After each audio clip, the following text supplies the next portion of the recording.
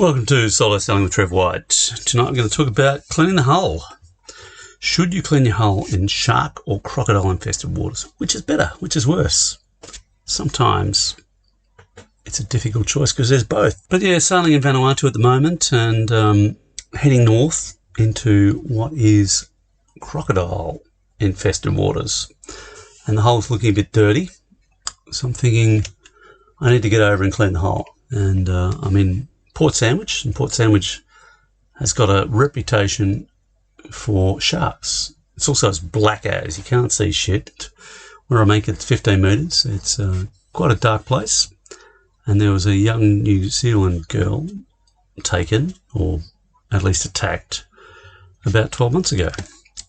And it looks very sharky, and on sailing into there we had a lure out with 80-pound line, and it got snapped in like 5 seconds.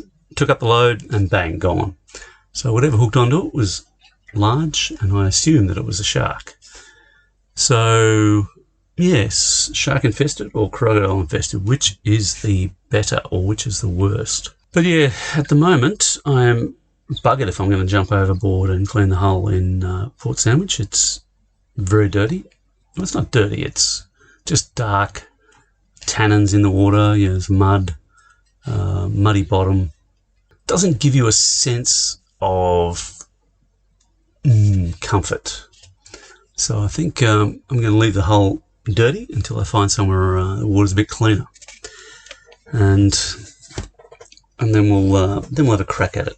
So, but yeah, like I'm also not keen on crocodiles either. Going north up into the Banks Group and up towards Solomon Islands, it's I do not like crocodiles. Crocodiles are evil, prehistoric, man-hunting beasts.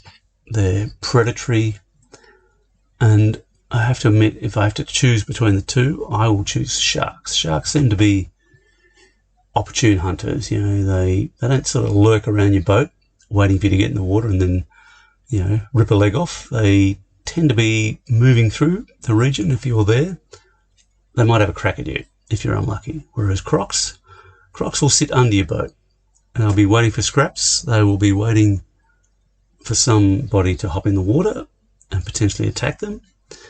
They wait for dogs. They will sit there for a week looking for the opportunity to attack.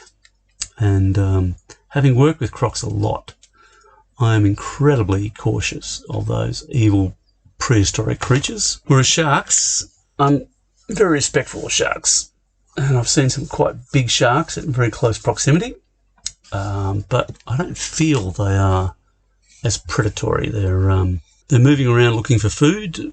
That's what they do. Like it's a big lump of meat with a very small brain that's hungry. That's what a shark is, and it has some sort of instinctive routine where it's travelling, maybe on instinct, places where it's been for the last 1,000 years and keeps travelling in those places. So yeah, I'm less worried about sharks than I am about crocodiles. My experience with crocodiles has been they will come back and hunt in the same spot, waiting for the opportunity to eat you.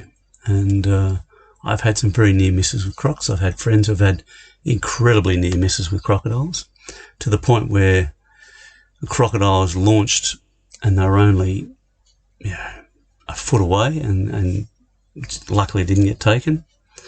Mates have had their dogs taken, and the crocs have been hunting the dogs. It's a bite-sized meal, and just the dog's been running along the water's edge, and the crocs just nailed it. That's what they do. They'll take a pig, they'll pull down a full-size cow or a water buffalo.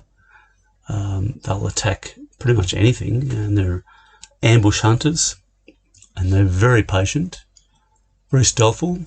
They have a unique ability to preserve their energy, and being a reptile, they can move from completely still and almost in hibernation to jumping in a split second. I don't know how they do it, but they do it very well.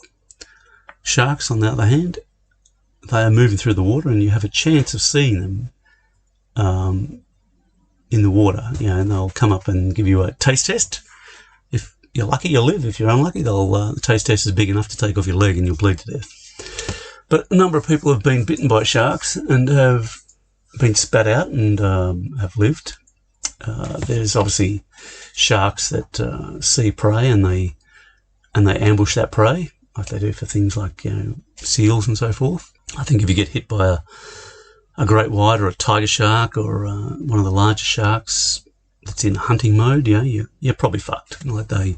Some of these sharks hit at very high speed and they'll probably take a leg off or rip your torso open, and you're unlucky. But my strategy has been so far to find a shallow bay in 4 or 5 metres of water, which has got a light coloured bottom, like a sandy bottom, or a lighter dark sand bottom, and where I can dive over and I can see the bottom. It's not covered in obstacles. And in daylight hours, I'll go down and I'll clean the hull. And I don't tend to be in there at dawn or dusk when sharks tend to feed. And I give the hull a clean, keep an eye out for things that shouldn't be there, and then get out of the water. I still go for a swim. Occasionally I'll jump in at night, but I'm not hanging around. I'm in, go for a swim, get out.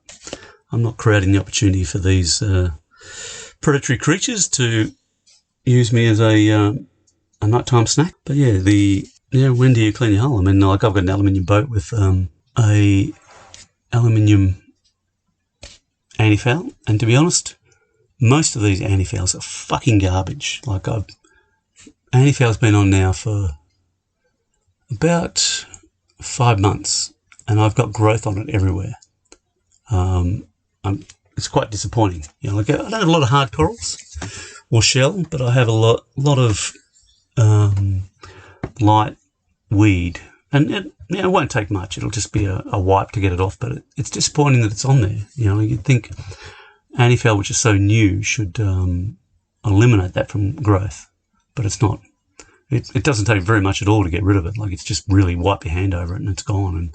And I tend to use a woolen glove, like a thick woolen glove, and I wipe my hand over it, or I get a soft brush and I use that, and that works just equally as well. I try not to take too much of the antifoul off. The stuff's expensive. You want it to last as long as you can. But you also want to get rid of all the crap off the bottom of your boat because it slows you down or impedes your performance. And the more shit that you let grow on the boat, the more shit that grows. So, I try to keep the bottom clean, and like every month or every couple of weeks I'm jumping over and giving it a clean.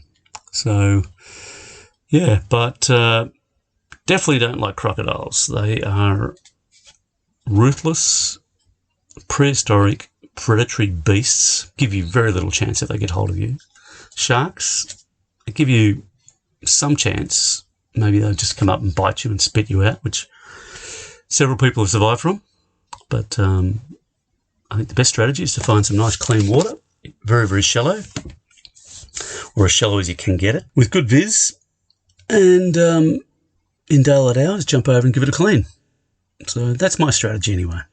I guess you'll have to choose for yourself. But yeah, I don't like cleaning the hull in places like New Guinea and the Solomons and the northern areas of Vanuatu, unless the water's clean and the locals say there's no crocs. So yeah, safe sailing. See you out there.